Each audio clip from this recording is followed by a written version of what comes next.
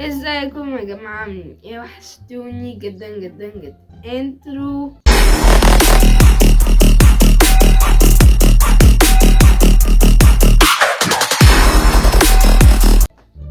النهارده يا جماعة زي ما شفتوا في العنوان وزي ما شفتوا في الصورة المصغرة، قررت اعمل فيديو تحدي الاكل في دقيقة، او تحدي اكل الفلامنكو، كرات الفلامنكو او البوظة في دقيقة، معرفش انتوا بتقولوا على ايه.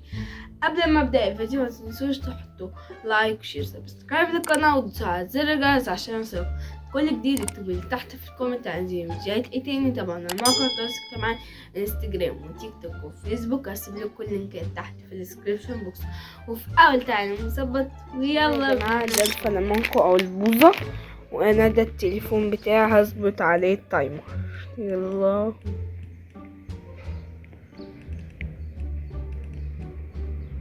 بس كده ظبط التايمر دقيقة، ويلا بينا نثبت الكاميرا. هبدأ التايمر. استنى نثبت التليفون هنا.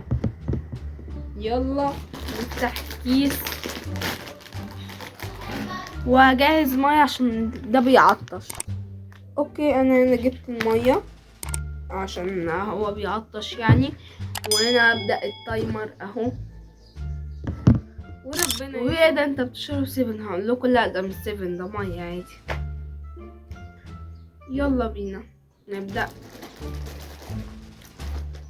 يلا ريدي ستيدي جو.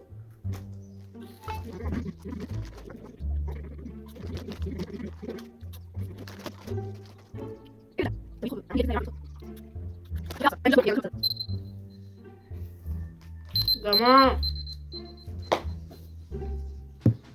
ما اعرفش بقى موبايلي اللي بايظ ولا ايه، والله لا انا ظبطت تايمر دقيقة، ما اعرفش انا اللي كنت اكل واكل بتلكع بقى ولا ايه. ما هو انا ظبطته دقيقة، ظبطته ثانية مثلا. اوكي، ده كان الفيديو بتاعي النهارده، يا رب يكون عجبكم. لو عجبكم الفيديو ما تنسوش تحطوا لايك شير سبسكرايب للقناه وتدوسوا على زر الجرس عشان يوصلكم كل جديد.